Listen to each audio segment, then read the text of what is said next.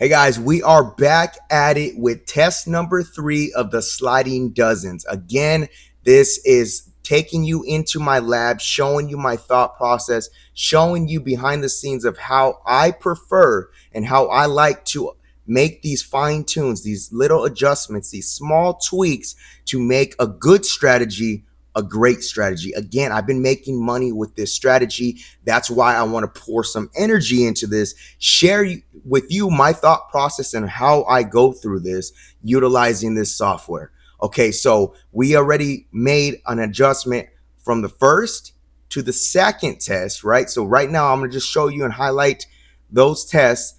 So the biggest difference between test number 1 and test number 2 was that down draw. Okay, that down draw is reducing that volatility, right? Now we made a little bit more money on that first test run, but again, we used a lot more bankroll, right? We went minus $1,240 versus that second test. We only went down minus 710. The profit made was a little bit less, but still, to me, a very fair trade-off. I'm trying to reduce that volatility. So today's adjustment, I have right here, I pulled up Strategy Builder, and we are going to be running the same test on the sliding dozens. I'm keeping the ladder because I did notice the ladder did perform well. So I'm keeping that the same, going up 1 on losses. On wins, it's going down 1, right? So it's going to teeter up and down. So right here, consecutive loss protection. I added that over here to the active configurations, okay? So I'm going to go ahead and enable this. Again, this is a safety feature. This is something I want to utilize. And again, this is why we test. We want to see if this is going to help us. So pause after losses right here. So I think I'm going to go with 4 because the coverage is so high. I still want to give it some room to recover. I'm just throwing in 4. I think 4 consecutive losses is going to help battle against a long chop. Okay.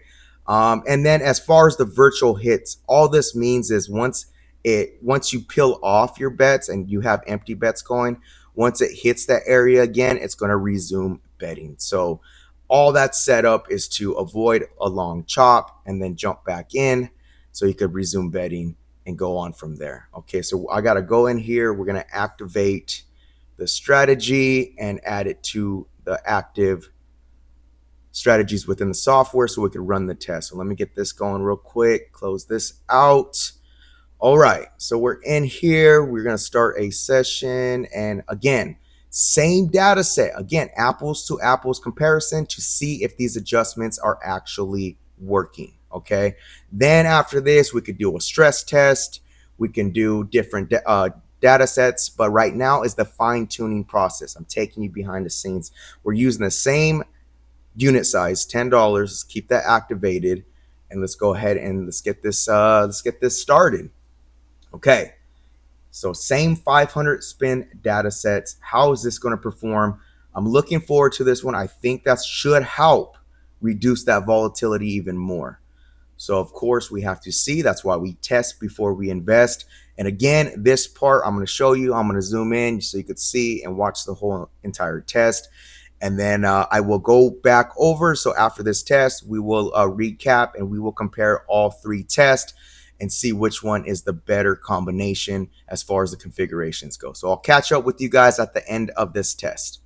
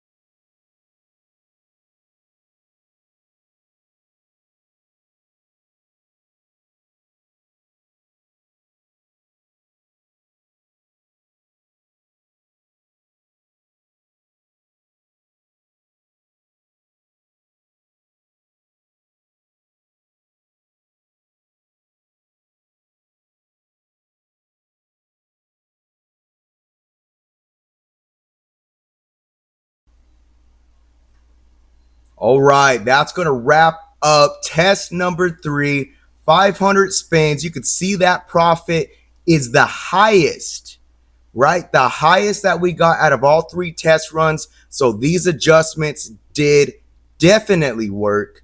Profit loss right here. So the high, we peaked out at $2,180. So let me go ahead and just show you on the screen right here. Let me pull up. We're going to do a comparison test between all 3. Okay, going over the results. Again, same strategy, same 500 spins. We're adjusting and seeing what works best.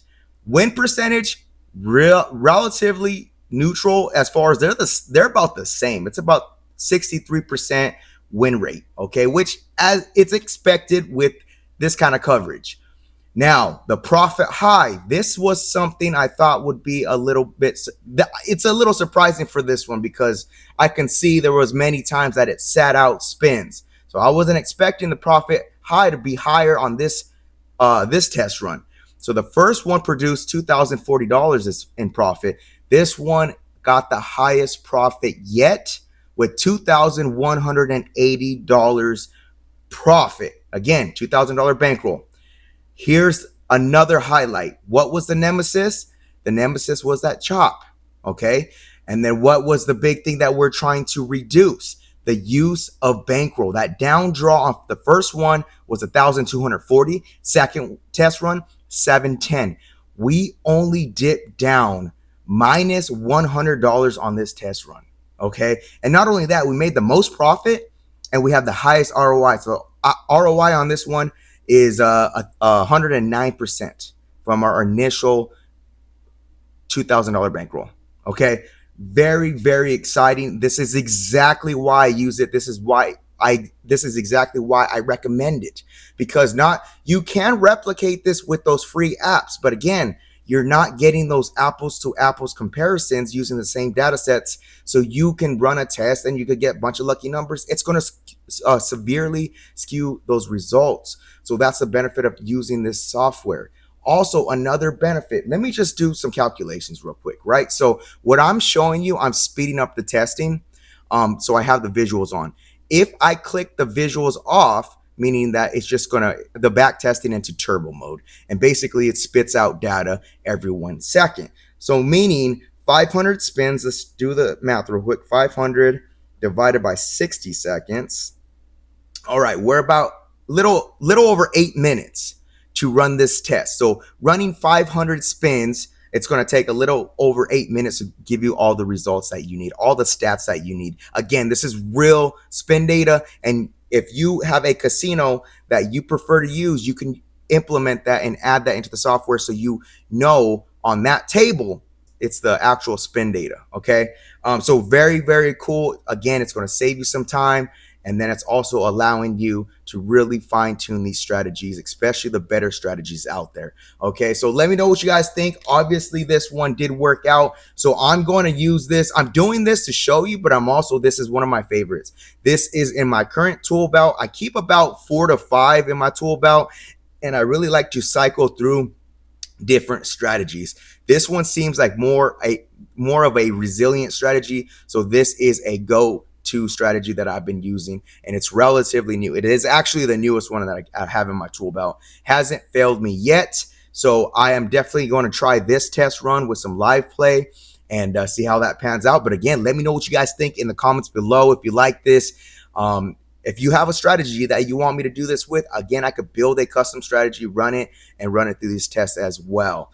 So again, let me know what you guys think in the comments. And like always, guys, be cool, stay cool. Peace.